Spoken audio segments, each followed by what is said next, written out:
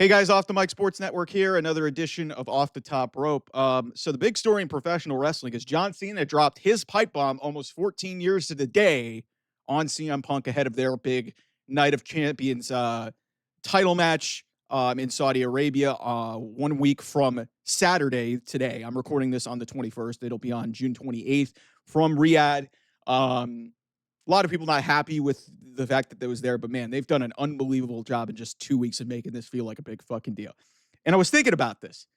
When we think about John Cena and, his epic legendary career, I mean, some people like during the middle, like we're bored out of it, but he's one of the most polarizing figures, maybe in the history of professional wrestling, because of like how divided the fan base was against him being pushed. He was really the poster boy for a lot of generations of WWE fans. So this is really the end of an era with him going away at the end of the year.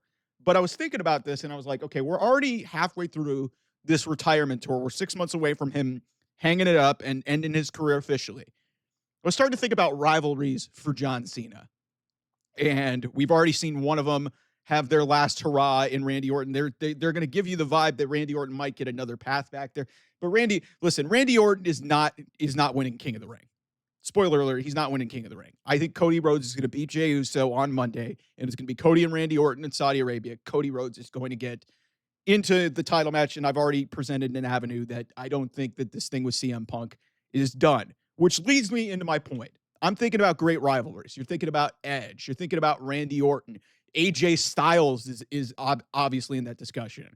There's a lot of great rivals for John Cena over the course of years. Shawn Michaels, Triple H. There's a lot of great rivalries. But I'm here to tell you guys, I don't think there is a better rival or better, and it may be, you can make the case that maybe it's one of the best rivalries ever, given what it did for both men.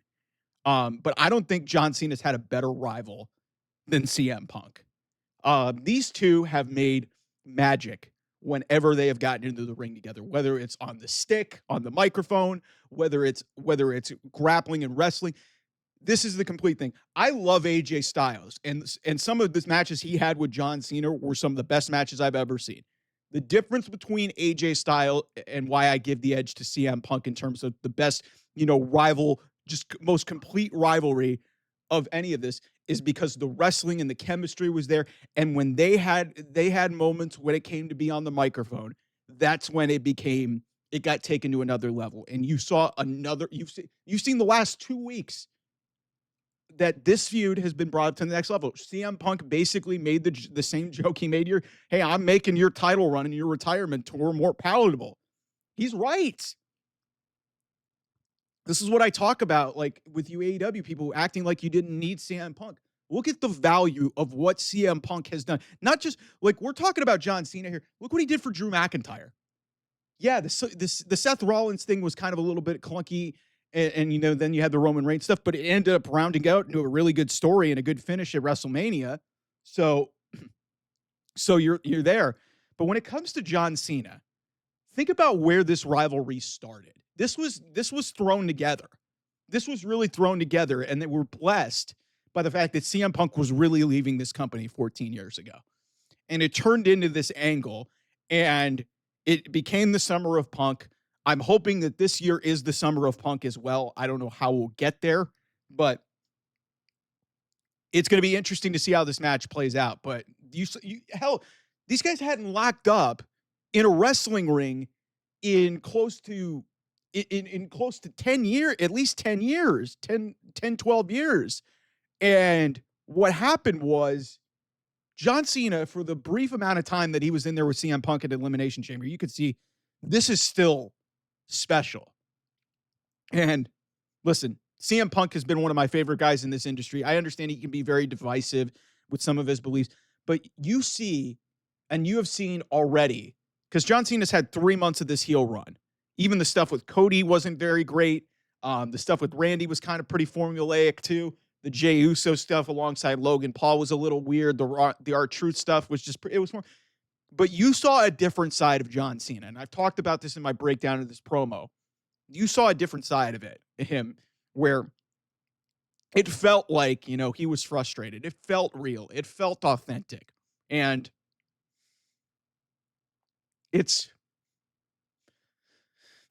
excuse me, I'm sneezing here on live camera because I'm just, I'm I'm allergic to the bullshit that gets spun about CM Punk, okay? Because acting like some people say he's a cancer. And when you could put the right pieces around him, he can help create things. The common thread in this whole thing with John Cena is, and CM Punk even said this after the Netflix premiere, is that he said, "Listen, anyone I'm in the ring with, I make them better." Again, the Drew McIntyre thing, CM Punk wasn't even actively able to compete for half of that feud. For half of that feud, for like 6 months, he could not do anything. He hardly could do anything really remotely physical. This John Cena thing has been driven by microphone stuff. And when they get in the ring at Night of Champions, they're probably going to deliver a really good match because I don't listen. When John Cena is motivated and when John Cena has the right dance partner, he can deliver things. I've given you guys an example. AJ Styles, that delivered great things. That feud was never about the promos. That was always about the wrestling. Okay? And that's why I say that CM Punk is probably the best rival for John Cena. You could probably make a nod to Edge as well, because I think Edge brought a lot out of John Cena, and that did more. Like, if you were going to give a close second to me, like everybody seems to migrate to Randy Orton because of like, their history and them going up in the WWE system. For whatever reason, Randy Orton and John Cena never really clicked. Their last match at Backlash was very a lot of smoke and mirrors, but a lot of their wrestling matches were not very good. So yeah, Edge and Cena had a lot of great battles going back about 20 years ago. And the depressing thing about this whole title run, and I understand, they didn't have anything left for Edge, Adam Copeland, and he went to AEW. Good for him. He gets a chance to go there, go out and have some fun on his own. It sucks that he's there because, this would have been kind of cool to be a part of that retirement tour as well, but that's where we are. But when you look at what this feud did because really, I think this was really the beginning. Like, yes, Edge had some great wrestling and some great, heel shtick going in there. Also, RVD was middled in there. But this was the moment where you were looking at it and I think this got 5 stars, that Money in the Bank match. This was where you were like, damn, John Cena can wrestle. We know he can talk, but John Cena can wrestle. And then it sort of extended into 2016 with that AJ Styles feud. So CM Punk just brings the best out of you. He really does. And you're seeing it here in a feud that, a lot of people are disappointed we're getting this now. But I think because of the timeliness of the significance of that anniversary of that first pipe bomb, they wanted to do it here. They couldn't do it next week, which would have been exactly to the day because it was going to be the night before, a night before the premium live event. So I understand why they didn't do it. And they did it a week before the go home show. But it's like I said, this is just all of this is timing. So debate me if you want. Tell me I'm wrong here in terms of who the best rival is for John Cena. But I think it's CM Punk. I think it's CM Punk just because of what he's been able to elevate and change a lot of the perception about John Cena. And then by extension, this rivalry really changed our perceptions about CM Punk. We knew CM Punk was great, but this elevated him into a completely different stratosphere. And like John Cena said, hey, I gave you the platform for that pipe bomb, and you're a millionaire now. You're not the voice of the voiceless. You're a millionaire. So a lot of this is it's very interesting to see the way wrestling kind of changed with this rivalry. So I just think it's one of the great rivalries in the history of WWE.